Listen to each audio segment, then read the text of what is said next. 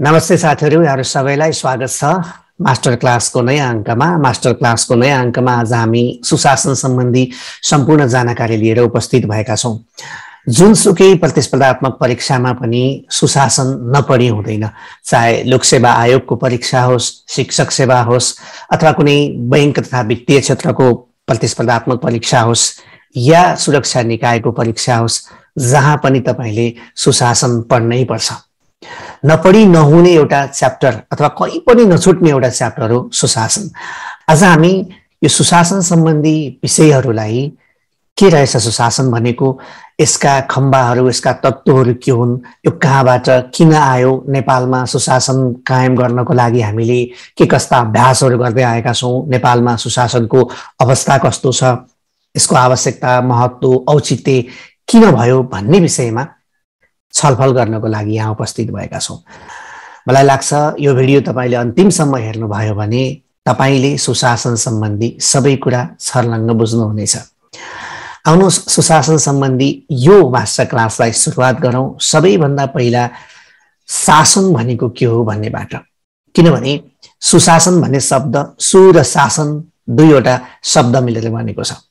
सु भनेको असल हो, त्यसैले गुड गभर्नेन्स, इङ्ग्लिसमा हामी गुड गभर्नेन्स भन्छौँ, त्यसलाई शाब्दिक रूपमा नेपालीमा उल्था गर्यो भने असल शासन हुन्छ। त्यसैले सु भनेको राम्रो, असल, उत्तम, उम्दा भनेको हो। अब पहिलो कुरा, असल शासन जान्नको लागि शासन के हो भनेर जान्नु पर्यो। शासन के हो भन्ने कुरा जानिसकेपछि नै अनि कस्तो शासन चाहिँ असल हुन्छ, हैन, कस्तो शासन राम्रो शासन हुन्छ, कस्तो शासन उम्दा शासन हुन्छ, कस्तो शासन सुशासन हुन्छ भन्ने कुरा जान्न सकिन्छ। त्यसैले सबैभन्दा पहिला हामीले शासन भनेको के हो भन्नेबाट सुरुवात गर्नुपर्छ। शासन भनेको के हो भन्ने कुरा छलफल गर्दा पहिला हामीले के बुझ्नुपर्छ भने, शासन भन्ने शब्दलाई केवल सरकारसँग जोडेर हेर्नु हुँदैन। कुनै जमाना सरकारले मात्रै शासन गर्छ, सरकार बाहेक अरू कसैले पनि शासन गर्दैन, अरू सबै शासित हुन्, सरकार चाहिँ शासक हो। शासन प्रणाली अथवा शासकीय क्रियाकलाप सबै सरकारको हातमा निहित हुन्छ भन्ने अवधारणा थियो। तर अहिले हामी त्यहाँबाट पर गएर शासनको एउटा पात्र सरकार हो, सरकार बाहेक अरूले पनि शासन गर्छन् भन्ने परिवेशमा पुगेका छौँ। त्यसैले शासनलाई केवल सरकारसँग मात्रै जोडेर हेर्नु हुँदैन। यदि तपाईँले त्यो शासनको शाब्दिक अर्थ राम्रो तरिकाले बुझ्नुभयो भने corporate governance, corporate good governance, यी सबै विषयलाई सजिलै बुझ्नुहुन्छ। त्यसो भने शासन भनेको के हो त? शासन भनेको एउटा विधि हो, एउटा प्रक्रिया हो, एउटा प्रणाली, एउटा पद्धति हो। यसरी बुझ्नु पर्यो। सबभन्दा पहिला शासन भनेको विधि हो। के विधि हो शासन भनेको भन्दा, शासन भनेको शक्ति र स्रोतको परिचालन गर्ने विधि हो। दुईटा कुराको परिचालन गर्ने, शक्ति र स्रोतको परिचालन गर्ने विधि। मानिलिउँ सरकारसँग जोडेर शासनलाई हेरौँ न, सरकारले के काम गर्छ भन्दा सरकारले शक्ति र स्रोतको परिचालन गर्छ। सजिलो भाषामा भन्दा शक्ति भनेको के? सरकारसँग प्रहरी हुन्छ, आर्मी हुन्छ, सशस्त्र हुन्छ, उसँग हतियार हुन्छ, कानुन बनाउने अधिकार हुन्छ, कानुनको कार्यान्वयन गर्ने अधिकार हुन्छ, त्यो अथोरिटी, त्यो शक्ति हुन्छ नि, त्यो शक्तिको परिचालन गर्छ एउटा। अर्को स्रोत, राजस्व उठाउने, कर गैर करजन्य राजस्व उठाउने, त्यो राजस्वलाई परिचालन गर्ने अधिकार सरकारसँग हुन्छ। त्यसैले शासन भनेको के हो त भन्दा शक्ति र स्रोतको परिचालन गर्ने विधि हो। कसले शक्ति र स्रोत परिचालन गर्छ? कोसँग शक्ति र स्रोत परिचालन गर्ने अधिकार छ? त्यसैले हामी के भन्छौँ? शासक भन्छौँ। अब अहिलेको विश्वमा शक्ति र स्रोतको परिचालन केवल कुनै व्यक्तिको स्वार्थपूर्ति गर्न अथवा कुनै समूहको स्वार्थपूर्ति गर्न गरिँदैन। यो शक्ति र स्रोतको परिचालन आम जनताको हितको लागि, नागरिकको जीवन गुणस्तरीय बनाउनको लागि अथवा नागरिक आवश्यकता र आकांक्षा सम्बोधन गर्नको लागि गरिन्छ। त्यसैले शासनलाई लोक कल्याणका लागि शक्ति र स्रोतको परिचालन गर्ने विधि हो भनेर परिभाषित गर्न सकिन्छ। अब यो स्रोतको ठाउँमा शक्ति जुन भने मैले, शक्ति सबभन्दा मेन शक्ति भनेको निर्णय गर्ने र निर्णयको कार्यान्वयन गर्ने समय, निर्णय गर्ने शक्ति, हैन। तर शासनलाई हामी के भन्छौँ त भन्दा शासन भनेको एउटा संयन्त्र हो, एउटा पद्धति हो। के गर्ने पद्धति हो? निर्णय गर्ने र निर्णयको लागू गराउने, निर्णयको कार्यान्वयन गर्ने पद्धतिलाई शासन भनिन्छ। अघि मैले भनिसकेँ सरकारले मात्रै शासन गर्दैन, शासनका बहुपात्रहरू हुन्छन्।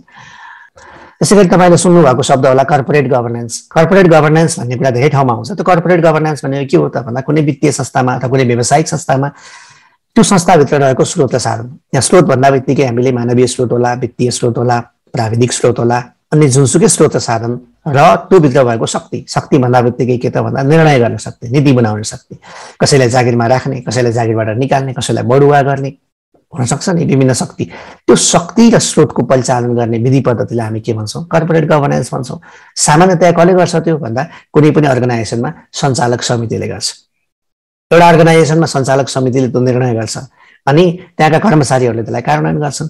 सामान्यतया देशको सन्दर्भमा हेऱ्यौँ भने जनताबाट चुनिएर आएका इलेक्टेड पिपुलहरूले नीति निर्माण गर्छन्, निर्णय गर्छन् र सेलेक्टेड पिपुलहरू अथवा कर्मचारीहरूले त्यो निर्णयको कार्यान्वयन गर्छन्। अब यो शासन भनेको शक्ति र स्रोतको परिचालन गर्ने विधि हो भन्ने जानिसकेपछि सुशासन सजिलै बुझिन्छ।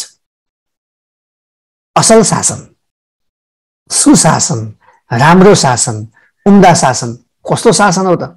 सिम्पल यहाँ हेर्नुहोस् है, यो परिभाषाबाट तपाईँले बुझ्नुहुन्छ। लोकतन्त्रलाई जरैबाट मजबुत बनाई आम नागरिकमा शासकीय प्रणालीप्रति भरोसा बढाउनु नै सुशासन। सुशासन भनेको के हो त भन्दा जसले शासन गरिरहेको छ, जसलाई हामीले निर्णय गर्ने अधिकार दिएका छौँ, जसले हाम्रो लागि निर्णय गर्छ, त्यो निर्णय गर्ने मान्छेले लोकहितका लागि निर्णय गर्छ, नागरिकको कल्याणको लागि निर्णय गर्छ, मान्छेको गुणस्तरीय जीवनको लागि निर्णय गर्छ, स्रोत साधनको दुरुपयोग गर्दैन भन्ने कुराको विश्वास नागरिकलाई दिलाउनु नै सुशासन हो। त्यही भएर सुशासन भनेको एउटा आइडियल अवस्था हो, हैन, आदर्श अवस्था हो जहाँ शासकहरूले जनताको हितका लागि काम गर्छन्, जनताको सुख दुःखमा साथमा रहेर काम गर्छन्, जनताले चाहे अनुसार शासन गर्छन्, जनताको जीवनलाई गुणस्तरीय बनाउन शासन गर्छन्, आफ्नो व्यक्तिगत स्वार्थ र व्यक्तिगत लाभका लागि काम गर्दैनन् भन्ने कुरा जनतालाई भरोसा दिलाउनु नै के हो त? सुशासन हो। त्यसै गरी अर्कोतर्फ शासकीय क्रियाकलापको हरेक तह र तबकामा जनताको अर्थपूर्ण सहभागिता गराई जनतालाई स्वच्छ, पारदर्शी, सदाचारी एवं प्रभावकारी तवरले सेवा प्रवाह गरी प्रत्येक नागरिकलाई सुखी, खुशी र सम्पन्नशाली एवं सन्तुष्ट तुल्याउने कार्यलाई सुशासन भनिन्छ। अघि पनि मैले भने हामीले जुन स्रोत र साधनको परिचालन गर्छौँ, शासकहरूले जुन स्रोत र साधनको परिचालन गर्छन्, त्यो स्रोत साधनको परिचालन गर्ने बेलामा पहिलो कुरा हरेक निर्णयमा नागरिकहरूको अर्थपूर्ण सहभागिता हुनु पर्यो। अर्थपूर्ण सहभागिता हुनु पर्यो भनेको कहाँ के भइरहेको छ भन्ने कुरा जान्नु पर्यो, उसको पनि कन्सर्न लिनु पर्यो, उसको पनि भनाइलाई महत्त्व दिनु पर्यो, हैन, उसको पनि सहभागिता सुनिश्चित गर्नु पर्यो पहिलो कुरा। दोस्रो कुरा, जसले शक्ति र स्रोतको परिचालन गर्छ, शक्ति र स्रोतको परिचालन गर्ने मान्छेले स्वच्छ तवरले, पारदर्शी तवरले, सदाचारी भएर, प्रभावकारी तवरले सेवा प्रवाह गर्नु पर्यो, सेवा दिनु पर्यो जनतालाई र प्रत्येक नागरिकहरूको जीवनमा खुशी, सुख र उनीहरूलाई सम्पन्नशाली एवं सन्तुष्ट तुल्याउने। सन्तुष्ट भन्दा बित्तिकै के हाम्रो सरकारले राम्रो काम गरिरहेको छ, हैन, हाम्रो हितको लागि सरकारले काम गरिरहेको छ, हामीले तिरेको कर दुरुपयोग भएको छैन, सदुपयोग भएको छ भन्ने अनुभूति नागरिकलाई दिलाउनु नै के हो त? सुशासन हो। जबसम्म नागरिकहरूले सरकारले राम्रो काम गर्दैछ, सरकारले स्रोतको दुरुपयोग गरेको छैन, सरकारले गरेका क्रियाकलापहरू पारदर्शी छन्, सरकार हाम्रो हितको लाभमा काम गरिरहेको छ भन्ने कुरा अनुभव गर्दैनन् अथवा अनुभूति गर्दैनन्, तबसम्म सुशासन कायम हुँदैन। त्यही भएर सुशासन भनेको अनुभूतिसँग, नागरिकको सन्तुष्टिसँग बढी केन्द्रित छ। अब हामीले यसको डिफिनेसन गर्ने बेला कसरी गर्छौँ त भन्दा त्यो सुशासन कसरी प्राप्त गर्ने त भन्दा त्यो सन्तुष्टि कहाँबाट प्राप्त गरिन्छ भन्दा यसका केही खम्बाहरू छन्, केही तत्त्वहरू छन्। ती तत्त्वको अवलम्बन गर्यौँ भने नागरिकले हामीलाई विश्वास गर्छन्। हरेक नागरिकले के अनुभूत गर्नु पर्यो त भन्दा हामीलाई जसले शासन गरिरहेको छ अथवा हामीले चुनेर पठाएका जनप्रतिनिधि अथवा कर्मचारीहरूले हाम्रा लागि काम गरिरहेको छन्, पारदर्शी भएर काम गरेका छन्, उनीहरूको काम गराइ सदाचारिता छ, प्रभावकारी तरिकाले काम भइरहेको छ, हामीले तिरेको पैसाको दुरुपयोग भएको छैन, उनीहरूले जे काम गरेका छन् त्यो काम चाहिँ हाम्रो खुसीको लागि, हाम्रो सुखको लागि, हामीलाई सम्पन्नशाली बनाउन गरिरहेको छन् भन्ने कुराको अनुभूति नागरिकमा दिलाउनु भयो भने नागरिक के हुन्छन्? सन्तुष्ट हुन्छन्। त्यसैले नागरिकलाई सन्तुष्ट तुल्याउने शासकीय क्रियाकलापहरूबाट नागरिकलाई सन्तुष्ट तुल्याउने कार्य नै के रहेछ त भन्दा सुशासन रहेछ। र सुशासनको अवधारणा कहाँबाट आयो भन्दा 1980 को दशकको अन्त्यतिर विश्व बैंकद्वारा प्रतिपादित अवधारणा हो। गुड गभर्नेन्स भन्ने शब्द चाहिँ 1990 मा भनौँ न, अथवा 90 को हाराहारीमा 1980 को दशकको अन्तिमतिर भनेको 89, 90 तिर, 88, 89, 90 तिर सब साधारण कन्ट्रीहरूमा भनेको अफ्रिकाका कन्ट्रीहरूमा दाता राष्ट्रहरूले पैसा खनाएको खनाइ थिए हैन। उनीहरूले गरिबबाट उन्मूलन गराउनको लागि, उनीहरूको सेवा प्रवाह चुस्त बनाउनको लागि, नागरिकको जीवन सम्पन्नशाली बनाउनको लागि स्रोत साधन दिएको थियो। तर पैसा दिँदैमा अथवा इकोनोमिक रूपमा सपोर्ट गर्दैमा, आर्थिक सहायता प्रदान गर्दैमा त्यहाँको जनताको जीवनस्तर माथि उठेन, जीवनस्तर जस्ताको तस्तै रह्यो। त्यस पछाडि यो अवधारणा आएको। के अवधारणा आयो भन्दा गुड गभर्नेन्स कसरी आयो त भन्दा फरेन एडको प्रभावकारी उपयोग नहुनुमा शासकीय प्रणालीमा खराबी रहेको भन्ने निष्कर्षको रूपमा यो अवधारणा आएको। पैसा त छ, तर गभर्नेन्सको प्रणाली कस्तो छ त भन्दा जनता सहभागी हुँदैनन्, सरकारले के गरिरहेको छ जनतालाई थाहा हुँदैन, कहाँबाट पैसा आयो जनतालाई थाहा हुँदैन, कुनै कुरा पनि थाहा नहुने गोप्य तरिकाले काम गर्दा बित्तिकै जुन फरेन एड कुनै पनि कन्ट्रीमा आएको छ त्यसको दुरुपयोग, चरम दुरुपयोग भयो। शासनमा बसेका व्यक्तिहरूले मात्र त्यसलाई उपयोग गर्न थाले, जनताको हितको लागि, लोक कल्याणको लागि त्यो पैसाको उपयोग हुन सकेन। त्यसै कारणले फरेन एडको प्रभावकारी उपयोग नहुनुमा शासकीय प्रणालीमा खराबी रहेको भन्ने निष्कर्षको आधारमा सुशासनको अवधारणा आएको। अब यो अवधारणा कहाँ आयो त भन्दा गभर्नमेन्टका जति पनि काम हुन्छन् भने गभर्नमेन्टले जुन जुन काम गर्छ, खासमा सरकारले जे काम गर्छ तिनीहरूलाई राइट ट्र्याकमा ल्याउनको लागि ल्याएको अवधारणा हैन। प्रशासनमा निहित विकृतिको नियन्त्रण गरी असल अभ्यासको थालनी गर्ने सन्दर्भमा यो आयो। सुशासनलाई लोकतन्त्र, दिगो विकास, कानुनको राज्य, भ्रष्टाचारविहीनता र मानवाधिकार विकासको आधारमा हेर्न सकिन्छ भन्ने तरिकाले चाहिँ यो अवधारणाको विकास भएको देखिन्छ। अब तपाईलाई सुशासनको अवधारणाको बारेमा लेख्नुहोस् भनेर सोध्यो भने तपाईले नेपालको सन्दर्भलाई पनि जोड्नुपर्छ। नेपालमा पनि 2064 सालमा जुन हामीले सुशासन व्यवस्थापन तथा सञ्चालन ऐन जारी गर्यौं र नेपालले पनि सुशासनको अवलम्बन गर्नका लागि गरेका अभ्यासहरू यी छन् भन्ने कुरा जोडेर हेर्नुपर्छ। अब तपाईले सुशासनका 8 आधार अथवा सुशासनका 8 खम्बा या सुशासनका 8 तत्त्वहरूलाई राम्रो तरिकाले बुझ्नुभयो भने सुशासनलाई छर्लङ्ग बुझ्नुहुन्छ। अघि पनि मैले भनिसकेँ, शासन भनेको शक्ति र स्रोतको परिचालन गर्ने विधि हो। त्यो शक्ति र स्रोतको परिचालन नागरिक हितका लागि, नागरिकको कल्याणका लागि, आम जनताको जीवन स्तर उकास्नका लागि हुनुपर्छ भन्ने मान्यता नै सुशासन हो हैन। सुशासन भनेकै त्यही। अब त्यसो भने सुशासनका 8वटा खम्बा भन्दा बित्तिकै यो 8वटा खम्बा भनेको के हो भने के भयो भने सुशासन हुन्छ त हैन। कुन कुन कुरा भयो भने सुशासन हुन्छ भनेको यी कुरा भए भने यदि शासनमा यी 8वटा कुराहरू प्रेजेन्स छन्, उपस्थित छन् भने त्यो शासनलाई सुशासन भन्न सकिन्छ, त्यो शासनलाई असल शासन भन्न सकिन्छ, त्यो शासनलाई गुड गभर्नेन्स भन्न सकिन्छ। पहिलो कुरा त के हुनु पर्यो सुशासन हुनको लागि? शासन सहभागितामूलक हुनु पर्यो। अघि पनि हामीले डेफिनेसनमा पनि यो पढ्यौं। सहभागितामूलक हुँदा बित्तिकै ट्रस्ट बढेर जान्छ। अघि पनि मैले तपाईलाई भनिसकेको छु है, सुशासन भन्दा बित्तिकै बिल्डिङ ट्रस्ट बिल्डिङको कुरा महत्त्वपूर्ण हुन्छ। शासनप्रति जनताको विश्वास, जनताको भरोसा बढाउने। त्यो भरोसा कुन बेला बढ्छ भन्दाखेरि सहभागिता भयो भने बढ्छ। त्यसैले गर्दा शासनलाई सुशासनमा बदल्ने हो, शासनलाई राम्रो बनाउने हो, असल बनाउने हो भने सबभन्दा पहिला शासनका विभिन्न पात्रहरू अथवा नागरिकहरूको अर्थपूर्ण सहभागिता हुनुपर्छ। त्यो सहभागितामूलक शासन बनाउनको लागि हामीले संहिताको अवलम्बन गरेका छौँ सबभन्दा माथिल्लो रूपमा हेर्नुभयो भने। किन भन्दा धेरै जनता शासकीय प्रणालीमा सहभागी हुन् अथवा जनताले आफ्नो सबैभन्दा नजिकको सरकारबाट सेवा प्राप्त गरून्, सबभन्दा नजिकको सरकारबाट शासित हुने अवसर प्रदान गरून् भन्ने हिसाबले हामीले संघीय शासन प्रणाली अवलम्बन गरेका छौँ। विकास निर्माणका क्रियाकलापहरूलाई तपाईँले हेर्नुभयो भने पनि हामीले के गरिरहेको छौँ? उपभोक्ता समितिको माध्यमबाट विकास निर्माणका क्रियाकलापहरू गर्ने, नीतिहरू निर्माण हुन्छ। ती नीति निर्माण गर्ने बेलामा सरकारवालाहरूसँग छलफल गर्ने। यो भनेको के हो त भन्दा सहभागितामूलक शासन प्रणालीका लागि हामीले गरेका अभ्यास हुन्। कुनै पनि शासन सुशासन बन्नको लागि पहिलो शर्त के रहेछ त भन्दा त्यो शासन के हुनुपर्छ? सहभागितामूलक हुनुपर्छ। सबैको अर्थपूर्ण सहभागितामा निर्णय हुन्छ, अर्थपूर्ण सहभागितामा स्रोत साधनको परिचालन हुन्छ भने त्यो शासन प्रति सबैको विश्वास हुन्छ र त्यो शासन के हुन्छ? सुशासन हुन्छ। नम्बर 1। नम्बर 2 कानुनी शासन। कानुनी शासन भन्दा बित्तिकै हामीले के बुझ्छौँ भन्दा सबैका लागि समान कानुन र कानुनको अधीनमा रहेर मात्रै शासन सञ्चालन गर्ने।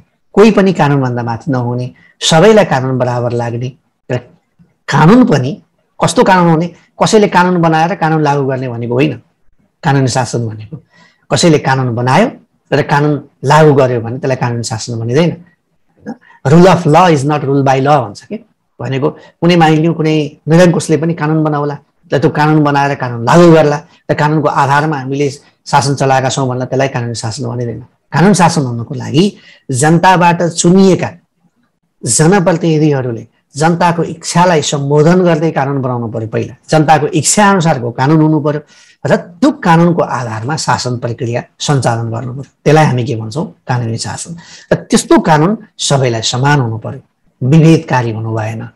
समान कानुनको अभ्यास हुनु पर्यो, कानुनको अधीनमा रहेर शासकीय क्रियाकलापहरू सञ्चालन हुनु पर्यो र त्यस्तो कानुन जनताका प्रतिनिधिहरूले निर्माण गरेको हुनु पर्यो। जनइच्छालाई सम्बोधन गर्दै निर्माण गरेको कानुन, जनताले आफ्ना लागि आफै कानुन बनाएर कानुनबाट शासित हुने, कानुनबाटै शासन सञ्चालन गर्ने र कानुनको नजरमा सबै समान हुने कुरा नै के हो त? कानुनी शासन हो। यदि त्यो कानुनी शासन छ भने शासनप्रति जनताको के हुन्छ? ट्रस्ट हुन्छ। गलत कसैले गर्छ भने कानुनद्वारा सजाय प्राप्त गर्छ, होइन, दण्डहीनता हुँदैन, कसैले छुट पाउँदैन, राम्रो गर्नेलाई पुरस्कृत, नराम्रो गर्नेलाई दण्डित हुने व्यवस्था हुन्छ। कानुनको आधारमा कसैलाई विभेद छैन भन्ने जुन अनुभूति जनतालाई हुन्छ, तब मात्रै शासन केमा बदलिन्छ? सुशासनमा बदलिन्छ। दोस्रो खम्बा यो। तेस्रो सहमतिमा आधारित।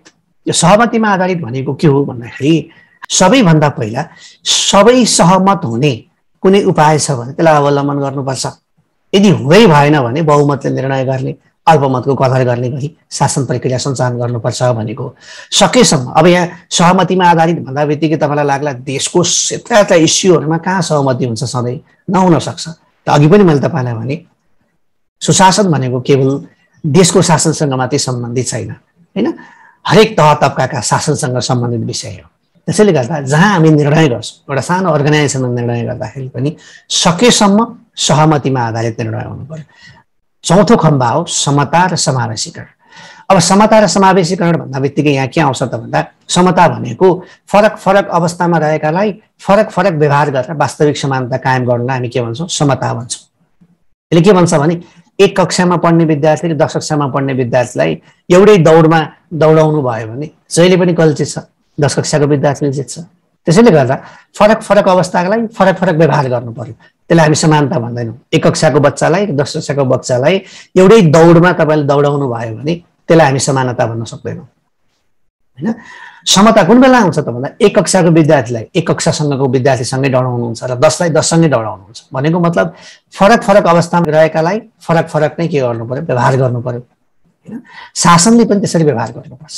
पछाडि परेका, पारिएका, सीमान्तकृत आदिवासी जनजातिलाई थप सहायता चाहिन्छ भने पुनर्वितरणकारी न्यायको आधारमा हुनेसँग कर लिएर नहुनेलाई दिने भन्छौँ नि हामी। त्यो भनेको के हो त भन्दा फरक फरक अवस्थामा रहेकालाई फरक फरक व्यवहार गरेर वास्तविक समानताको अनुभूति दिलाउनु नै समता भन्छौँ। शासनले त्यो समतामूलक समाजको निर्माण गर्ने खालको शासन हुनु पर्यो। र अर्को समावेशीकरण। समावेशीकरण भनेको शासनका हरेक क्रियाकलापहरूमा सबै क्षेत्र, वर्ग, लिङ्गको प्रतिनिधित्व हुनु पर्यो।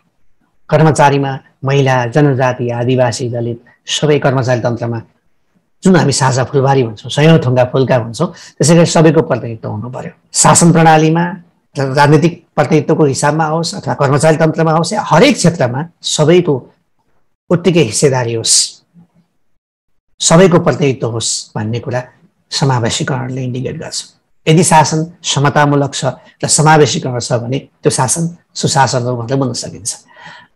नेक्स्ट पारदर्शिता। पारदर्शिता भन्दा बित्तिकै बुझ्नुहुन्छ कुनै पनि निर्णय गर्दा त्यो निर्णयको प्रक्रिया र त्यसको नतिजा कसरी निर्णय भयो, को संलग्न भएर निर्णय भयो, निर्णय लिने आधारहरू के थिए भन्ने कुरा सबैले देख्ने गरी भनेको त्यो शासनका पात्रहरूले देख्ने गरी, बुझ्ने गरी त्यसलाई प्रकाशित गर्नुपर्छ, देखाउनुपर्छ भनेकै के हो त? पारदर्शिता, रेस्पोन्सिभ गभर्मेन्ट। अर्को तत्त्व समस्या नआउँदै समस्याको निराकरण गर्नु पर्यो। सरकारको हकमा हाम्रो सरकारहरू त्यति उत्तरदायी देखिन्न। म तपाईँलाई एउटा इक्जाम्पल भन्छु। अब हरेक वर्ष वैशाखमा हाम्रो शैक्षिक सत्र सुरु हुन्छ, होइन। वैशाखमा शैक्षिक सत्र सुरु हुँदाखेरि किताबहरू, नयाँ पाठ्यपुस्तक चाहिन्छ। तर हरेक वर्ष हामीले के समस्या भोगिरहेको हुन्छौँ भने वैशाख जेठमा पाठ्यपुस्तक पर्याप्त छपाई भएन, पाठ्यपुस्तक विद्यार्थी समक्ष पुगेन भनेर हामी गनगन गरिरहेको हुन्छौँ। खासमा वैशाखमा नयाँ पाठ्यपुस्तक चाहिन्छ भनेर सरकारलाई पहिल्यै थाहा छ। त्यसको लागि त आउने वैशाखमा चाहिने किताब अहिले नै जेठबाट सुरुवात गर्नु पर्यो। त्यो समस्या त हामीलाई आउँछ भने अग्रिम थाहा छ भने त्यसको अग्रिमै के हुनु पर्यो, सम्बोधन हुनु पर्यो। भनेको जनताका समस्याहरूलाई अथवा आउने समस्याहरूलाई सरकार प्रोएक्टिभ भएर सम्बोधन गर्ने खालको सरकार हुनुपर्छ भन्नु नै के हो त भन्दा उत्तरदायी सरकार भनेको, होइन? रेस्पोन्सिभ गभर्नेन्स हुनु पर्यो, रेस्पोन्सिभ गभर्मेन्ट अर्को तत्त्व। र अर्को जवाफदेहिता। जवाफदेहिता भनेको जोसँग शक्ति छ, जोसँग स्रोत छ, जसले अधिकार प्राप्त गरेका छन्, तिनीहरूले राज्यको स्रोत, राज्यको शक्ति प्रयोग गर्दाखेरि कहाँ, किन, केका लागि गरेको भन्ने कुरा सरकारवालाहरूलाई जवाफ दिनुपर्छ भन्ने मान्यता नै के हो त जवाफदेहिता हो। हामीले कुनै पनि रुपियाँ जनताबाट लिएको पैसा कहाँ खर्च गर्यौँ, यहाँ खर्च गर्यौँ, किन खर्च गर्यौँ, यसको लागि खर्च गर्यौँ, यसले जनताको यो कामको लागि सपोर्ट गर्छ भन्ने हिसाबले खर्च गर्यौँ भनेर प्रत्येक क्रियाकलापको, उसको आचरणको, उसको बिहेभियरको, उसले गरेका क्रियाकलापको, उसले लिएका निर्णयहरूको, उसले प्रयोग गरेका स्रोतहरूको सम्बन्धमा सरकारहरूलाई जवाब दिनुपर्छ, सरकारले जवाब दिनुपर्छ।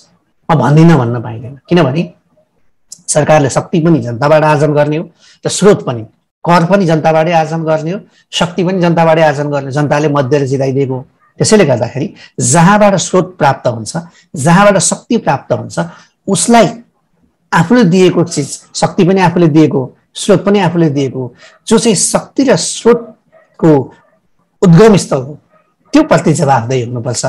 त्यसलाई हरेक क्रियाकलापको जवाब दिनुपर्छ भन्ने मान्यता नै के हो त जवाफदेहिता हो। यदि सरकार जवाफदेही छ भने त्यो सरकारलाई के भन्छौँ हामी, सुशासनयुक्त सरकार भन्छौँ। र अर्को खम्बा हो प्रभावकारिता र दक्षता, इफेक्टिभनेस र एफिसियन्सी। अब यहाँ कि परिभाषा पढ्ने बेलामा हामीले के भन्यौँ त भन्दा नागरिकहरूलाई स्वच्छ पारदर्शी तरिकाले सदाचारी भएर भ्रष्टाचारमुक्त भएर मानव अधिकारको संरक्षण गर्दै उनीहरूको सन्तुष्टि, उनीहरूको सुख, उनीहरूको जीवनलाई गुणस्तरीय बनाउनको लागि सरकारले काम गर्ने। त्यो कति बेला गर्न सक्छ भन्दा यदि सरकारले गरेका कामहरू रिजल्ट ओरिएन्टेड छन् भने, हामीले गरेका कामहरू प्रभावकारी छन्, हामीले गरेको खर्च, हामीले जुन काम गर्छौँ त्यो गरेको काम नतिजामूलक छ, नतिजा उन्मुख छ भने मात्रै जनता खुसी हुन्छन्, जनताको सुख समृद्धि बढेर जान्छ। र दक्षता भनेको हाम्रो काम गर्ने जुन क्षमता छ त्यो क्षमतालाई पनि हामीले के गर्नुपर्छ, बढाएर ल्याउनुपर्छ। जबसम्म हामीले काम गर्ने क्षमतालाई बढाउन सक्दैनौँ, हाम्रो दक्षतालाई बढाउन, हाम्रो इफिसियन्सीलाई बढाउन सक्दैनौँ, हाम्रो प्रोडक्सन र प्रोडक्टिभिटीलाई बढाउन सक्दैनौँ, तबसम्म जनताका आवश्यकता र आकाङ्क्षाहरूलाई सम्बोधन गर्न कठिन हुन्छ। यो भनेको के हो भन्दा हिजो जति कर उठेको छ त्यति नै कर उठ्ला, तर हिजो मानिलिउँ जति काम त्यति करले गरेको थियौँ, अहिले हामीले त्योभन्दा बढी काम गरेर देखाउनुपर्छ। हाम्रो प्रोडक्टिभिटी बढी हुनुपर्छ, हाम्रो इफिसियन्सी बढी हुनुपर्छ, हामीले गरेका काम चाहिँ नतिजामूलक हुनुपर्छ। यदि सरकारले गरेका अथवा शासकीय पात्रले गरेका क्रियाकलापहरू नतिजामा आधारित छन्, नतिजामूलक छन्, होइन, अथवा जनताको आकाङ्क्षालाई सम्बोधन गर्ने खालका छन् भने त्यो शासन के हुन्छ त सुशासनयुक्त हुन्छ।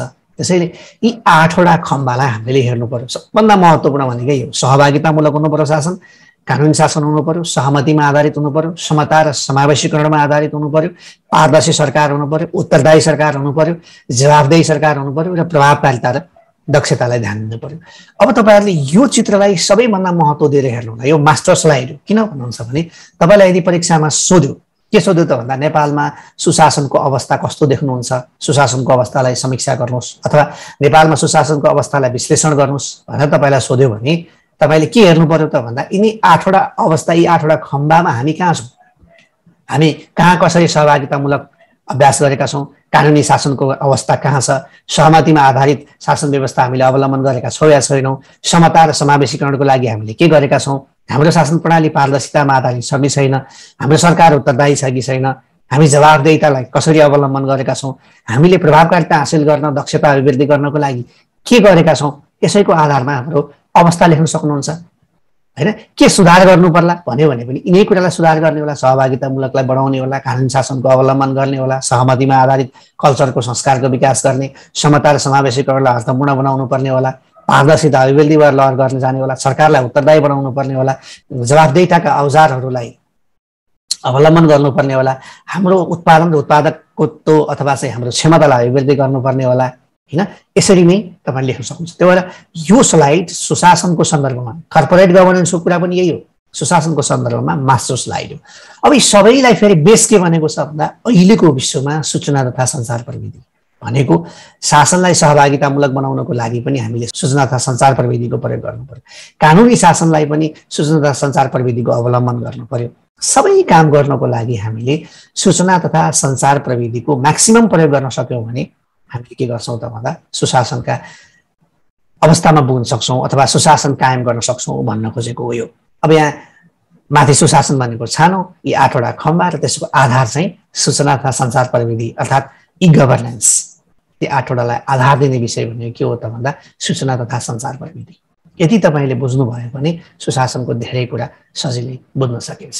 सुशासनको आवश्यकता, औचित्य, भूमिका तथा महत्त्वहरूको बारेमा कुराकानी गर्दा सबभन्दा पहिला हामीले के हेर्छौँ त भन्दा कानुनी राज्यको पालना र विधिको शासनको स्थापना गर्न, हैन, त्यहाँ र होइन वा हुनुपर्ने। त्यही माथि जुन हामीले 8वटा खम्बा पढेका छौँ, 8वटा तत्त्व पढेका छौँ, त्यसैसँग जोडिएर सबै विषय आउँछ।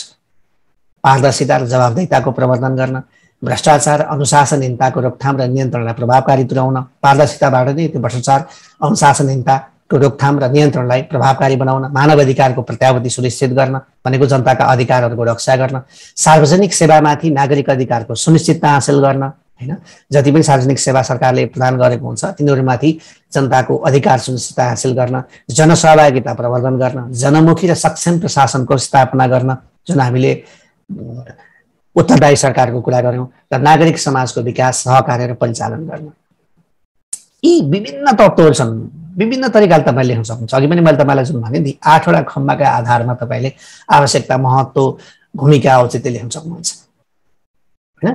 कानुनी शासन, पारदर्शिता, जवाबदेहिता, अनुशासन, भ्रष्टाचारको नियन्त्रण, मानव अधिकारको प्रत्याभूति, सेवा प्रवाहमा जनताको अधिकारको स्थापना, शासनलाई जनमुखी, सहभागितामूलक, सक्षम प्रशासन र नागरिक समाजको विकास, सहकार्य, यिनीहरूको कुरा चाहिँ हाम्रो सुशासनको आवश्यकता, औचित्य, भूमिका र महत्त्वमा जोडिएर आएको हुन्छ। त्यसैगरी सुशासनका आयामहरू भनेर सोध्न सक्छ तपाईँलाई कहिलेकाहीँ। सुशासनका आयामहरू के हुन् भनेर सोध्यो भने हामीले के गर्छौँ त भन्दाखेरि यसलाई 4वटा आयाममा मैले लेखेको छु। तपाईँले विभिन्न लिटरेचर भेटाउन सक्नुहुन्छ, विभिन्न ठाउँबाट तपाईँले हेरेर यसलाई लेख्नुहोला। मैले यहाँ 4वटा आयामहरू मेरो आफ्नो पोइन्ट अफ भ्यूबाट 4वटा आयामलाई लेखेको छु। एउटा राजनैतिक आयाम सुशासनको, अर्को व्यवस्थापकीय आयाम, अर्को नैतिक आयाम र कानुनी आयाम। अब राजनैतिक आयाम भन्दा बित्तिकै हामीले के हेर्न सक्नु पर्यो त भन्दा शासनलाई कुन बेलामा सुशासनमा परिणत गर्न सकिन्छ भन्दा यदि शासन बहुलवादमा आधारित छ भने, बहुलवादमा आधारित शासन भनेको विविधतालाई सम्मान गर्ने र प्रत्येकको संरक्षण गर्ने, हैन। विविधतामा एकता हुने कि एकतामा पनि अनेकता, अनेकतालाई सम्बोधन गर्ने, अनेकतालाई भ्यालु दिने कुरालाई हामी के भन्छौँ? बहुलवाद भन्छौँ। बहुलवाद, विकेन्द्रीकरण, शासन चाहिँ जनताको नजिकबाट शासकीय क्रियाकलाप सञ्चालन हुनुपर्छ भन्ने विकेन्द्रीकरणको कुरा, मानव अधिकारको कुरा, शासन प्रणालीको विकेन्द्रीकरण जुन हामीले संहिताको माध्यमबाट गरेका छौँ, स्वायत्त शासन, स्थानीय जनताले आफ्ना लागि आफै शासक चुनेर आफै त्यहाँबाट शासित हुनुपर्छ भन्ने स्थानीय तहको परिकल्पना गरेका छौँ।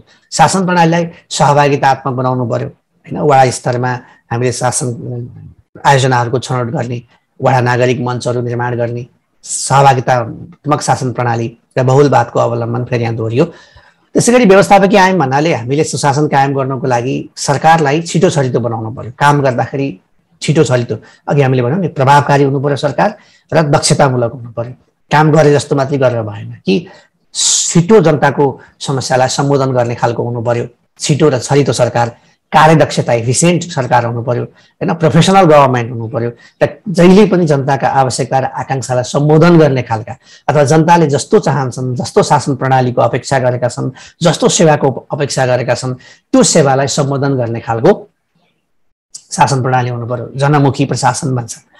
जस्तो नैतिक आयाम भन्नाले के त भन्दा हामीले गरेका क्रियाकलापहरू राम्रा हुन सक्छन्। कहिलेकाहीँ मैले लुकाएर गरेको काम पनि आम जनताको हितको लागि हुनसक्छ, तर मैले गरेका जुन निर्णयहरू हुन्छन् त्यो निर्णयको प्रक्रिया र नतिजा, दुईटा कुरा हेर्नु पर्यो है। निर्णयको प्रक्रिया र नतिजामा सरकारवालाहरूले थाहा पाउनु पर्यो कसरी काम भएको हो। पारदर्शिता, भ्रष्टाचारविहीनता, इमान्दारिता र नागरिक सन्तुष्टि यसका नैतिक आयाम हो। कहिलेकाहीँ हामीलाई कानुनले पनि बाँध्न सक्दैन अथवा कानुनले पनि रोक्न सक्दैन। कानुनभन्दा माथि नैतिकता हुन्छ। यदि मान्छे अनैतिक भयो, शासकहरू अनैतिक हुन थाले भने तपाईले त्यो क्रियाकलाप उसले गरेको कामको लागि तपाईलाई कारबाही गर्नको निमित्त कानुनै हुँदैन। केले मात्रै कारबाही गर्न सक्छ त भन्दा मान्छेको अन्तरात्माले, जनताको भावनाले मात्रै उसलाई छिसी दूर गरिएला कानुनले कारबाही गर्न नसक्ने अवस्था हुन सक्छ। त्यसैले गर्दा यदि हामीले सुशासन कायम गर्ने हो भने सुशासनका नैतिक आयामहरूलाई पनि ध्यान दिनुपर्छ। हाम्रो शासन प्रणालीलाई पारदर्शी बनाउनु पर्यो, भ्रष्टाचारविहीन बनाउनु पर्यो, शासकीय पात्रहरू इमान्दार हुनु पर्यो र नागरिक सन्तुष्टिलाई म्याक्सिमाइज गर्नु पर्यो।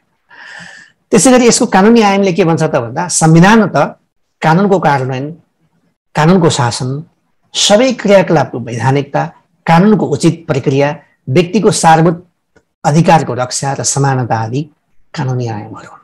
भनेको विधिको शासनको स्थापना हुनुपर्छ, कानुन जनताले चुनेका जनप्रतिनिधिहरूबाट जनताको इच्छा र आकांक्षालाई सम्बोधन गर्ने गरी निर्माण गर्नुपर्छ, त्यो कानुनको पालना सबैले गर्नुपर्छ, दण्डहीनताको अन्त्य गर्नुपर्छ, जति पनि शासकीय क्रियाकलापहरू हुनुहुन्छ ती क्रियाकलापहरू वैधानिक हुनुपर्छ भने कानुन बनाउने प्रक्रिया उचित हुनुपर्छ भन्ने कुरा नै के हो त भन्दा कानुन आयाम हो। सुशासनको कानुनी आयाम भनेको कानुनले नागरिक हकको रक्षा गर्नुपर्छ, दण्डहीनतालाई अन्त्य गर्नुपर्छ, कानुन सबैको नजरमा समान हुनुपर्छ, त्यसको लागि कानुन बनाउने प्रक्रिया पनि जनताको इच्छा अनुसारको हुनुपर्छ भन्ने कुरा सुशासनको कानुनी आयामले भन्छ।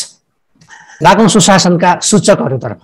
यहाँ सूचक भनेको के हो भने कुनै पनि मुलुकमा अथवा कुनै पनि संगठनमा सुशासन छ कि छैन भन्ने कुरा कसरी थाहा पाउने भन्दा यी 6 वटा कुरा हेर्यो भने त्यहाँ सुशासन छ छैन भन्ने कुरा पत्ता लाग्छ भन्ने कुरा चाहिँ यी 6 वटा सूचक हुन्, विश्व बैंकले पत्ता लगाएको।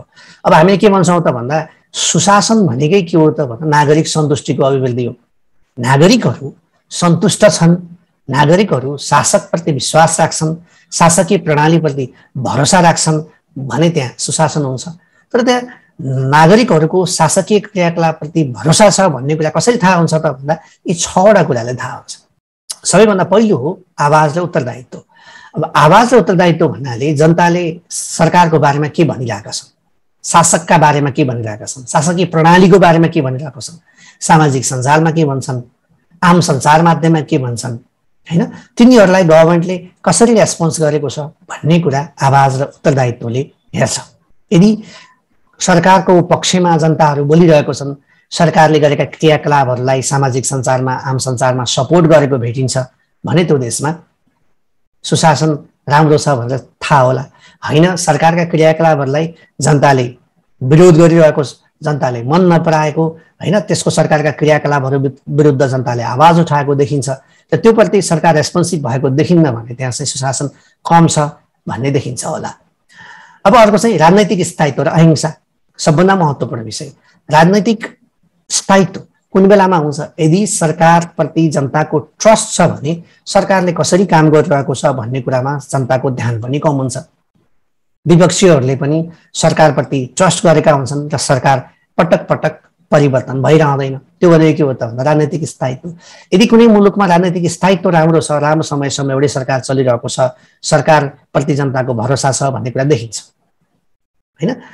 अनि अहिंसा, यदि कुनै सरकारप्रति जनताको मत राम्रो छैन, सचेत गराउँदाखेरि मानेको छैन, सरकारले विभेदकारी निर्णय गरेको छ, समानता छैन, समावेशिता छैन भने नागरिकहरू हिंसामा उत्रिन्छन्। यदि कुनै पनि समाजमा अहिंसा छ, हिंसात्मक क्रियाकलापहरू कम छन् र सरकार पटक पटक बदलिँदैन, त्यो मुलुकमा सुशासन कायम भएको छ भनेर मान्न सकिने भयो। त्यसैले अर्को सूचक भनेको के हो त भन्दा राजनैतिक स्थायित्व र अहिंसा। त्यसै गरी अर्को सरकारको प्रभावकारिता। सरकारको प्रभावकारिता भनेको सरकारले जुन स्रोत प्राप्त गरेको हुन्छ त्यसले लक्ष्य अनुसार काम गर्छ कि गर्दैन भन्ने कुरा सरकारको प्रभावकारिता हो। अब हामीले जहिले पनि यहाँ प्रश्न उठाएका हुन्छौँ, हाम्रो मुलुकमा कहिले पनि पुँजीगत खर्च बढेन, पुँजीगत खर्च धेरै भएन भनेको के हो त भन्दा हामीसँग भएको पैसा पनि खर्च गर्ने क्षमता छैन। हामीले गरेको, हामीले बनाएका योजनाहरू के भएनन्, प्रभावकारी भएनन्। हामीले जुन योजना बनायौँ, कहाँ खर्च गर्ने भनेर योजना बनायौँ बजेटको माध्यमबाट, त्यहाँ हामीले खर्च गर्न सकेनौँ भनेको हाम्रो काम के भएन, प्रभावकारी भएन। यदि सरकारले गरेका क्रियाकलापहरू प्रभावकारी छन् भने त्यो मुलुकमा सुशासन छ भन्ने कुरा थाहा हुने भयो। अर्को सूचक त्यो भयो। अर्को चाहिँ व्यवस्थापकीय गुणस्तरमा भन्दा बित्तिकै हामीले गरेका कामहरू सारा कुराले हेर्नुपर्छ। तोकेको काम तोकेको समयमा, तोकेको लागतमा, तोकेको गुणस्तरमा र तोकेको स्थानमा काम भयो कि भएन। यदि तोकेको समयमा, तोकेको लागतमा, तोकेको गुणस्तरमा र तोकेको स्थानमा कार्य सम्पन्न भएको छ भने हामीले गरेका कामहरू गुणस्तरीय छन्, व्यवस्थापक गुणस्तरीय छ भन्ने कुरा बुझिन्छ। र सिम्पल इक्जाम्पलबाट हेरौँ, कहीँ पुल बनाउनु पर्नेछ, 2 वर्षमा पुल बनाउने, मोटरेबल पुल बनाउने, 2 करोडमा पुल बनाउने, यो खोलामा पुल बनाउने भनेको छ भने 2 वर्षमै काम भयो, 2 करोडमै काम सम्पन्न भयो, मोटरेबल राम्रो गुणस्तरीय पुल पनि बन्यो र जहाँ बनाउनु भनेको त्यहाँ बन्यो भने तपाईँ व्यवस्थापकीय रूपमा कुशल हुनुहुन्छ भन्ने देखिन्छ। यसरी व्यवस्थापकीय गुणस्तरको आधारमा पनि कुनै पनि मुलुकको सुशासनलाई मापन गर्न सकिन्छ भनेको अर्को सूचक भयो। अर्को हो विधिको शासन। अब यहाँ विधिको शासन भन्दा बित्तिकै हामीले के बुझ्नु पर्यो त भन्दा कानुन बनाउने संयन्त्र कस्तो छ, कसरी कानुनहरू निर्माण भइरहेका छन्, त्यो कानुनमा बनाउने प्रक्रियामा जनताको सहभागिता कस्तो छ, त्यो आधारमा हामी विधिको शासन हेर्छौँ। दण्डहीनता कस्तो छ, होइन, कस्ता कस्ता मान्छेलाई कारवाही गरेको छ, कानुनको प्रभावकारी कार्यान्वयन भएको छ या छैन, यो आधारमा हामीले के हेर्छौँ त भन्दा विधिको शासनलाई हेर्छौँ। र अर्को सबभन्दा महत्त्वपूर्ण हो भ्रष्टाचार नियन्त्रण। भ्रष्टाचार नियन्त्रण गर्ने संयन्त्र कस्तो छ, त्यो संयन्त्रले कसरी काम गरेको छ, त्यसबाट नतिजा कस्तो आएको छ, र नागरिकले भ्रष्टाचारको सम्बन्धमा के सोच्छन्, हिजोभन्दा बढेको छ भने सोच्छन् या हिजोभन्दा घटेको छ भने सोच्छन्, अनुभूति कस्तो गर्छन् भन्ने कुराले पनि हामीले कुनै पनि मुलुकमा भ्रष्टाचार नियन्त्रण कस्तो छ, विधिको शासन, व्यवस्थापकीय गुणस्तर, सरकारको प्रभावकारिता, राजनैतिक स्थायित्व र हिंसा, आवाज र उत्तरदायित्व, यिनी आधारमा सुशासन कस्तो छ भन्ने कुरा पहिचान गर्न सक्छौँ। यसका साथै समावेशी र सन्तुलित विकास, समावेशितालाई कसरी शासनमा अवलम्बन गरिएको छ र वर्ग, क्षेत्र, लिङ्गको विकास सन्तुलित छ कि छैन, यसको आधारमा पनि हामीले सुशासनको मापन गर्न सक्छौँ। र सेवा, स्तरीय सेवा भनेको जनतालाई सरकारले प्रदान गर्ने जुन सार्वजनिक सेवा हुन्छन्, त्यो सार्वजनिक सेवाको स्तरीयताको आधारमा पनि हामीले सुशासनलाई मापन गर्न सक्छौँ। जस्तै गरी जनताको खुसी अभिवृद्धि भनेको जनता शासन प्रणालीप्रति, सामाजिक परिवेशप्रति, विकास निर्माणका क्रियाकलापप्रति अथवा सार्वजनिक सेवा प्रभावप्रति कतिको खुसी छन् भन्ने कुराको मापन गरेर पनि सुशासनलाई हामीले के गर्न सक्छौँ, मापन गर्न सक्छौँ भनिएको हो। अब लागौँ सुशासनका औजारहरूतर्फ। कस्ता कस्ता टुलहरूको प्रयोग गरेर, कस्ता कस्ता विधिहरूको प्रयोग गरेर हामी सुशासन कायम गर्न सक्छौँ भन्दा पहिलो आचार संहिता भनेको हाम्रो व्यवहार कस्तो हुन्छ भन्ने कुरा, हामीले कस्तो व्यवहार गर्नुपर्छ भन्ने कुराहरूको कानुन बनाएर ती आचार संहिताभित्र रहेर हाम्रो व्यवहार, हाम्रो आचरणलाई मानेर राख्ने। अर्को सूचनाको सार्वजनिकरण, जसले के लागिन्छ प्रभावकारिता, पारदर्शिता अवलम्बन गर्नको निमित्त सहयोग गर्छ। हामी पनि सूचनाको हकलाई संविधानमा मौलिक हकको रूपमा राखेका छौँ। सूचना आयोग छ, ती 3 महिनामा शासकीय क्रियाकलापहरूको स्वतः प्रकाशन हुनुपर्छ, सूचना अधिकारीको व्यवस्था हुनुपर्छ भन्ने जुन हामीले राखेका छौँ, त्यही चाहिँ सूचनाको सार्वजनिकरण, सूचना अधिकारीको व्यवस्था, क्षतिपूर्ति सहितको नागरिक बडापत्र, गुनासो सुनवाईको भरपर्दो व्यवस्था, सार्वजनिक सुनवाई, सार्वजनिक परीक्षण, सामाजिक परीक्षण, सेवाग्राही सर्वेक्षण, उपभोक्ताको सर्वेक्षण, नतिजामूलक व्यवस्थापनको अवलम्बन, कानुनको शासन र पारदर्शिताका लागि स्थानीय कानुनको प्रकाशन र परिपालना, आन्तरिक नियन्त्रण प्रणाली बनाउने र त्यसको अवलम्बन गर्ने, नागरिक निगरानी समूहहरू बनाउने, नागरिकहरूले शासकीय क्रियाकलापहरूमा खबरदारी गर्ने, आम सञ्चार माध्यमको पहुँच पुर्याउने, खोज पत्रकारिता, यिनीहरू के हुन सक्छन् त भन्दा सुशासनका औजारहरू हुन सक्छन्। तपाईँलाई सुशासनका औजारहरू के हुन् भनेर सोध्यो भने सजिलै यी कुराहरू लेख्न सक्नुहुन्छ, त्यस्तो कठिन केही पनि छैन। अब कहिलेकाहीँ फेरि सोध्न सक्छ सुशासनका पात्रहरू कसले कायम गर्ने हो सुशासन। हामी धेरैले के भन्छौँ भने सुशासन कायम गर्ने जिम्मेवारी केवल सरकारको हो, त्यो मात्रै होइन। अघि मैले तपाईँलाई शासनको परिभाषा गर्ने बेला पनि भनेको थिएँ, अहिले केवल शासन सरकारले मात्रै गर्दैन, शासनका पात्रहरू अनेकौं हुन सक्छन्। त्यसैले सुशासन कायम गर्ने जिम्मेवारी पनि विभिन्न पात्रहरूमा हुन्छ। सुशासनका पात्रहरू भन्नाले हामीले सरकार, नागरिक, दाताहरू भनेको जसले हामीलाई वैदेशिक सहायता प्रदान गर्ने दाताहरू हुन सक्छन्, स्वतन्त्र न्यायपालिका, निजी क्षेत्र, सार्वजनिक प्रशासन अथवा कर्मचारीहरू, मिडियाहरू होला, संसदीय समितिहरू होलान्, राजनैतिक दलहरू होलान्, गैर सरकारी संस्थाहरू, नागरिक समाज, यी सबै के हुन् त भन्दा सुशासनका पात्रहरू भनेको सुशासन कायम गर्नको लागि यी सबैको कहीँ न कहीँ केही न केही के हुन्छ, भूमिका हुन्छ। जसले सुशासन कायम गर्नको लागि कहीँ न केही भूमिका खेलेको हुन्छ त्यसलाई हामी के भन्छौँ त भन्दा सुशासनका पात्रहरू भन्छौँ। त्यसले गर्दाखेरि सुशासनको सबैभन्दा महत्त्वपूर्ण मुख्य पात्र भनेको सरकार हो, तर सरकार मात्रै सुशासनको पात्र होइन हैन। सरकार बाहेकका अन्य पात्रहरूको पनि सुशासन कायम गर्नमा भूमिका हुन्छ, उनीहरूको पनि महत्त्वपूर्ण भूमिका हुन्छ भन्ने तरिकाले हामीले सुशासनका पात्रहरूलाई सरकार, नागरिक, दाता राष्ट्रहरू, दाता निकायहरू, अन्तर्राष्ट्रिय सङ्घ सङ्गठनहरू, स्वतन्त्र न्यायपालिका होला, निजी क्षेत्र होला, सार्वजनिक प्रशासनमा काम गर्ने कर्मचारी होलान्, कर्मचारी तन्त्रहरू होला, मिडिया होला, संसदीय समितिहरू होलान् हैन, राजनैतिक दल होला, गैर सरकारी संस्थाहरू, नागरिक समाजहरू, यी सबैलाई हामीले सुशासनका पात्रको रूपमा उल्लेख गर्न सक्नु रहेछौँ। यदि तपाईँलाई परीक्षामा सुशासनका पात्रहरू के हुन् उल्लेख गर्नुहोस् भनेर सोध्यो भने तपाईँले सजिलै लेख्न सक्नुहुन्छ भन्ने मलाई लाग्छ। अर्को लागौँ सुशासनका पूर्वाधार र पूर्वशर्त अथवा अन्तर्वस्तु भनेर। यो सुशासन कुन बेलामा हामीले इमेजिन गर्न सक्छौँ अथवा सुशासनलाई कसरी हामी लागू गर्न सक्छौँ त भन्दा यदि हामीसँग यी कुराहरू छन् पहिल्यै भने अब हामी सुशासनको यात्रामा लाग्न सक्छौँ भनेको हो है। यो पूर्वशर्त र पूर्वाधार भनेको त्यो भनेको जस्तो दण्डहीनताको अन्त्य। यदि कुनै मुलुकमा दण्डहीनताको अन्त्य गरिएको छ, कानुन छ, कानुनबाट जसले गलत गर्छन् तिनीहरूलाई सजाय दिने प्रणाली छ र त्यो प्रणालीले काम गरेको छ भने दण्डहीनताको अन्त्य हुन्छ। अब मात्रै हामीले के को कुरा गर्न सक्छौँ, सुशासनको कुरा गर्न सक्छौँ। अर्को विकेन्द्रित शासन प्रणाली, केन्द्रीकृत शासन प्रणाली छ, ठुल्ठुलो मुलुकहरू छ, केन्द्रीकृत शासन प्रणाली छ भने हामी सुशासनको कुरा गर्न सक्दैनौँ। त्यसले गर्दा सुशासनको कुरा गर्दा बित्तिकै हामीले केलाई ध्यान दिनु पर्यो त भन्दाखेरि हाम्रो शासन प्रणाली विकेन्द्रित छ कि छैन भन्ने कुरामा ध्यान पुर्याउनु पर्यो भनेको।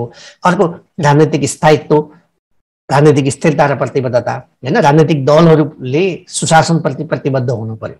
सुशासनप्रति प्रतिबद्ध हुनु भनेको हाम्रा क्रियाकलापहरू पारदर्शी बनाउँछौँ, हामी जवाबदेही बन्छौँ हैन, जनताको इच्छा अनुसार काम गर्छौँ भनेर उनीहरूले प्रतिबद्धता जनाउनु पर्यो र राजनैतिक स्थिरता पनि हुनु पर्यो। त्यो भयो भने मात्रै हामी सुशासन कायम गर्न सक्छौँ। मानव अधिकारको संरक्षण र सम्वर्धन नभएसम्म सुशासनको कुरा गर्न सकिँदैन।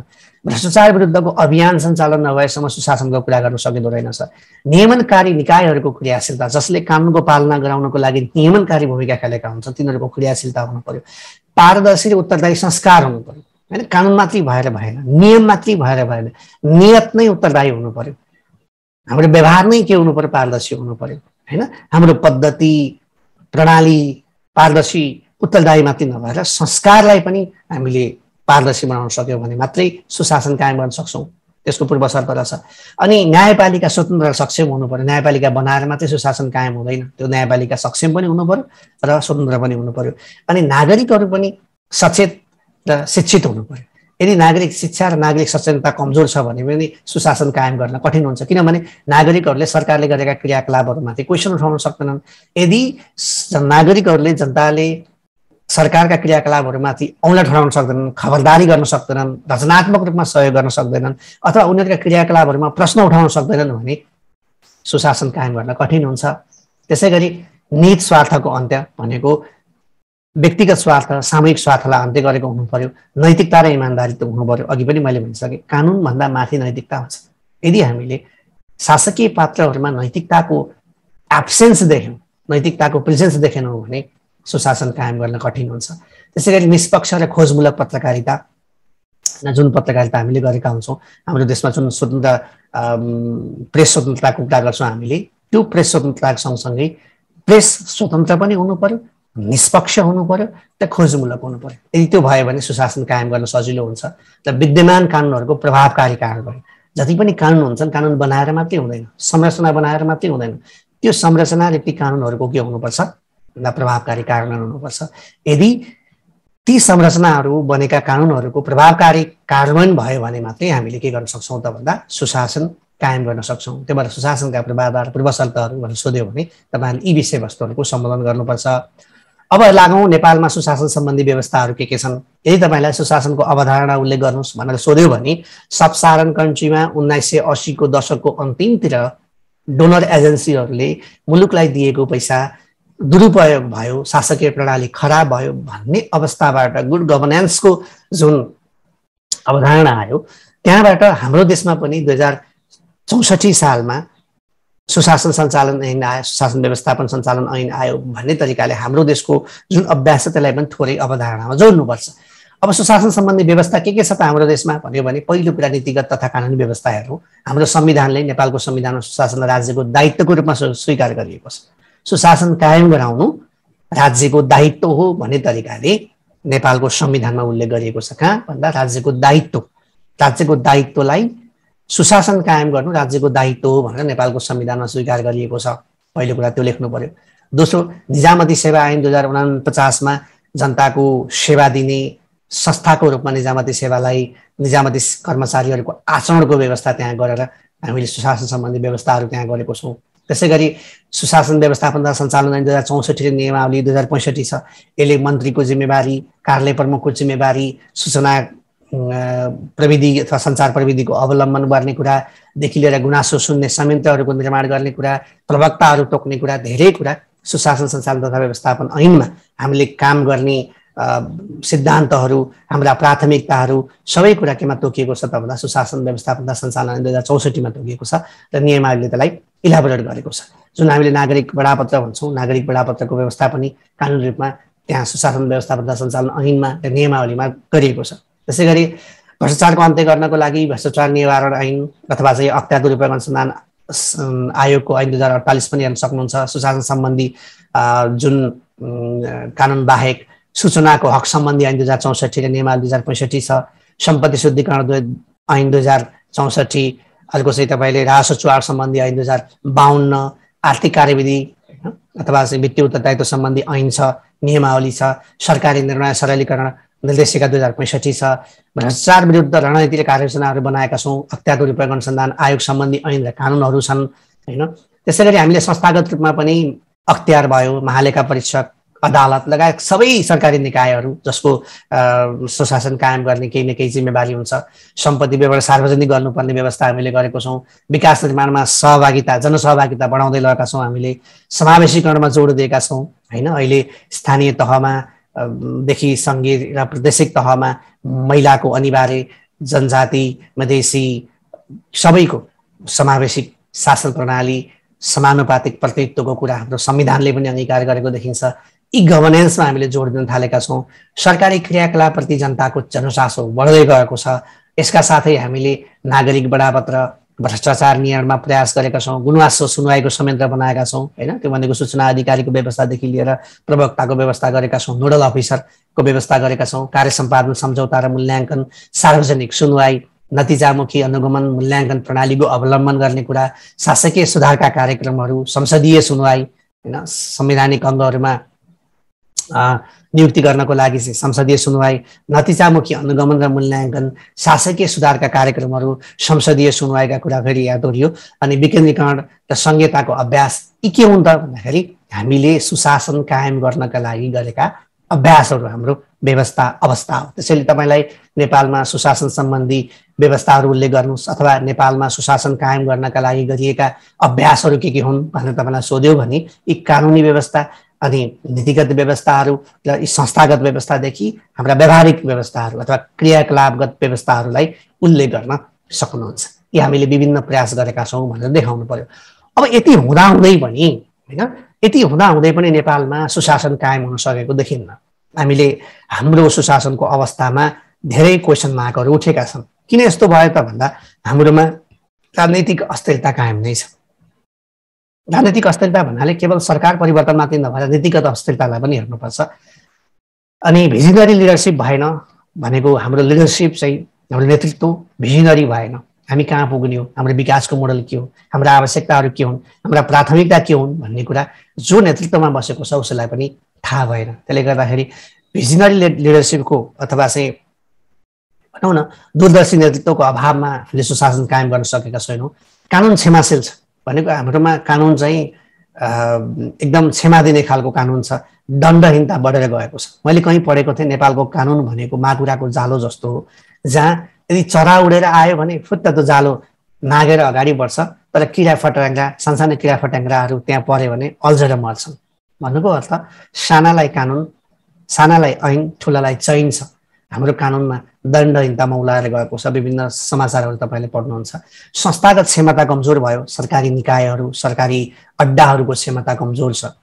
भ्रष्टाचार नियन्त्रण भएन, सुशासन कायम गर्ने सबभन्दा बलियो संयन्त्र भनेकै भ्रष्टाचारको नियन्त्रण हो। सुशासन कायम गर्ने सन्दर्भमा भ्रष्टाचार सम्बन्धी जुन प्रतिवेदन छ हैन, करप्सन पर्सेप्सन इन्डेक्समा हाम्रो अवस्था नाजुक छ। पारदर्शिता नारामा मात्रै सीमित छ, अहिले पनि हामी गोपनीयताको शपथ लिन्छौँ, हाम्रा क्रियाकलापहरू अझै पनि पारदर्शी हुन सकेका छैनन्।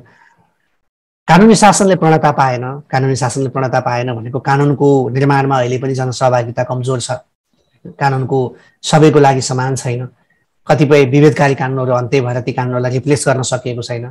अनि यो सुशासन कायम गर्ने चाहिँ सरकारको मात्र जिम्मेवारी हो भन्ने पनि छ। अघि मैले तपाईँलाई भने सुशासनका पात्रहरू भनेर सोध्यो भने अनेकौं पात्रहरू छन्, ती सबै पात्रहरूले मिलेर काम गर्नुपर्ने हो। तर हाम्रो सोच के छ त भन्दा सुशासन कायम गर्ने भनेको सरकारको मात्रै जिम्मेवारी हो भन्ने हाम्रोमा मान्यता छ, जसले गर्दा सुशासन कायम गर्न कठिन भएको छ। त्यसैगरी हामीले शासकीय सुधारका कार्यक्रमहरू विभिन्न अवलम्बन गरेका छौँ, ती कार्यक्रमहरू अलपत्र भएका छन्। जति पनि अघि हामीले व्यवस्थामा भन्यौँ, नागरिक सुनवाईदेखि लिएर सार्वजनिक सुनवाईका कुराहरू, सामाजिक परीक्षण र सार्वजनिक परीक्षणको कुरा, व्यवस्थापकीय परीक्षणका कुराहरू, सूचनाको हकको कार्यान्वयनको कुरा, सूचना अधिकारीको कुरा, नागरिक बडापत्रको कुरा, गुनासो सुन्ने अधिकारीको कुरा, प्रवक्ताको कुरा, यति व्यवस्थाहरू गरेका छौँ। तर ती सबै प्रभावकारी हुन नसकेको अवस्था छ, जसको कारणले गर्दा सुशासन कायम हुन सकेन भनेर तपाईँ लेख्नु पर्यो। अब सुशासन प्रवर्धन गर्न के गर्ने त? त्यही मास्टर स्लाइडमा भएकै कुराहरू यिनीहरूलाई उल्टाउँदाखेरि भइहाल्छ। पहिलो कुरा त सबभन्दा महत्त्वपूर्ण विषय भनेकै नागरिक शिक्षा र सचेतनामा जोड दिनु पर्यो हैन। सुशासन सम्बन्धी ऐन नियमहरूको प्रभावकारी कार्यान्वयन गर्नु पर्यो, नागरिक समाजलाई सशक्त बनाउनु पर्यो। जबसम्म नागरिक समाज सशक्त बन्दैन तबसम्म नागरिकहरूले क्वेसन गर्न सक्दैनन्। त्यसैगरी समय सापेक्ष कानुनी सुधार गर्नु पर्यो। अघि पनि मैले भने विभेदकारी कानुनहरू छन् भने त्यो कानुनको अन्त्य गर्नु पर्यो र समानतामा आधारित कानुन बनाउनु पर्यो। छिटो छरितो निष्पक्ष स्वतन्त्र न्याय प्रणाली बनाउनु पर्यो। भ्रष्टाचार नियन्त्रणलाई प्रभावकारी बनाउनु पर्यो। अन्तर्राष्ट्रिय प्रतिबद्धताहरूको कार्यान्वयन गर्नु पर्यो। संस्थागत क्षमता अभिवृद्धि गर्नु पर्यो। ई गभर्नेन्सलाई बढाएर लिएर जानु पर्यो। जुन हामीले औजार भनेर पढ्यौँ नि अघि, सुशासनका औजारहरू, ती सुशासनका औजारहरूलाई प्रभावकारी रूपमा कार्यान्वयन गर्नु पर्यो हैन। सेवा प्रदायक संस्थाहरूको संस्थागत सुदृढीकरण गर्नु पर्यो। क्षमता विकास, शासकीय पात्रहरूको क्षमता विकास गरेर जानु पर्यो। यी विभिन्न कुराहरू गर्न सक्यौँ भने हामीले सुशासन प्रवर्धन गर्न सक्छौँ, तर सुशासनलाई बढाएर लिएर जान सक्छौँ। अघि पनि मैले तपाईँलाई भने सुशासन भनेको एउटा आइडियल अवस्था हो। नागरिकलाई शासन क्रियाकलापप्रति अथवा शासकप्रति भरोसा गर्ने, शासनप्रति भरोसायोग्य बनाउने, शासनप्रति सन्तुष्ट बनाउने विधि हो। त्यसैले के बुझ्नु पर्यो त भन्दा सुशासन भनेको एउटा यात्रा हो, गन्तव्य होइन। यो कस्तो यात्रा हो त भन्दा शासकीय क्रियाकलापहरू जनसहभागितामा आधारित, पारदर्शी, सहमति उन्मुख, जवाबदेही, समतामा आधारित, रेस्पोन्सिभ अर्थात् उत्तरदायी र प्रभावकारी एवं क्षमतायुक्त हुनुपर्छ। र शासकीय क्रियाकलापहरूमा सुशासन र शासकीय क्रियाकलापहरूमा सूचना तथा सञ्चार प्रविधिको प्रयोग भएको हुनुपर्छ भन्ने मान्यता नै सुशासन हो भन्ने तरिकाले हामीले बुझ्नु पर्यो। यति भएपछि यहाँहरूले सुशासनको सन्दर्भमा धेरै थोरै जानकारी हासिल गर्नुभएको होला भन्ने मैले आशा र अपेक्षा लिएको छु। यहाँहरूलाई आजको भिडियो कस्तो लाग्यो? यदि राम्रो लाग्यो भने कृपया लाइक, सेयर, कमेन्ट गर्न नबिर्सनु होला। अर्को दिन अर्को विषयमा मास्टर क्लासको नयाँ अङ्क लिएर म तपाईँहरू सामु अवश्य उपस्थित हुनेछु। तबसम्मको लागि म चाहिँ बिदा हुन्छु। यहाँहरूको समय सुखद भएर बितोस्। फेरि भेटौँला। नमस्कार।